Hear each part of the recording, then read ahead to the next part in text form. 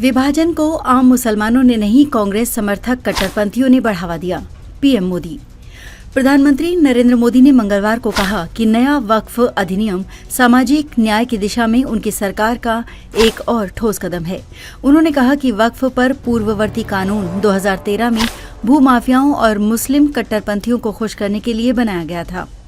News 18 के rising Bharat summit को संबोधित करते हुए मोदी ने विपक्ष पर निशाना साधा और कहा कि संसद में इस मुद्दे पर हुई चर्चा में तुष्टीकरण की राजनीति देखने को मिली। तुष्टीकरण की इसी राजनीति के कारण कांग्रेस सत्ता में आई और कुछ मुस्लिम कट्टरपंथी अमीर बन गए। मोदी ने कहा, लेकिन महत्वपूर्ण सवाल ये है कि आम मुसलमानों को क्या लाभ मिला, गरीब पसमानदा मुसलमानों को क्या मिला।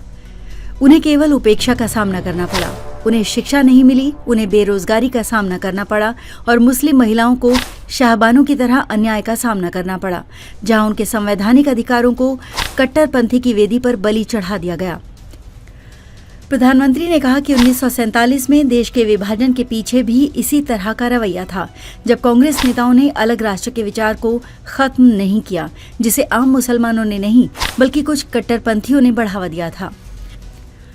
प्रधानमंत्री ने कहा कि 2013 में कांग्रेस नीति संयुक्त प्रगतिशील गठबंधन यानी यूपीए सरकार द्वारा लागू किए गए वक्फ अधिनियम से ये भ्रम पैदा हुआ कि ये कानून संविधान से ऊपर है। मोदी ने कहा, 2013 में वक्फ कानून में संशोधन मुस्लिम कट्टरपंथियों और भूमाफियाओं को खुश करने का प्रयास था। इस कानून ने ये भ्रम पैदा किया कि ये संविधान से ऊपर है। संविधान में निर्धारित न्याय का मार्ग वक्फ कानून द्वारा सीमित कर दिया गया। उन्होंने कहा, इस कानून से भूमाफिया और कट्टरपंथियों को बढ़ावा मिला। केरल में ईसाइयों की जमीन पर वक्फ का दावा है, हरियाणा में गुरुद्वारों की जमीन पर विवाद है और कर्नाटक में किसानों की जमीन पर दावे हैं।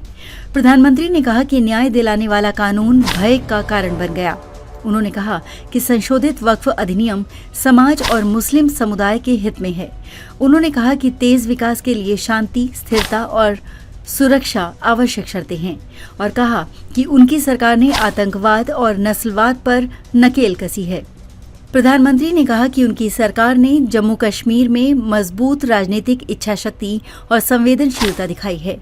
मोदी ने कहा कि युवाओं की आकांक्षाएं इन 100 दिनों में उनकी सरकार के फैसलों में प्रदर्शित होती हैं, जिसने भविष्य के लिए एक मजबूत नींव भी रखी है।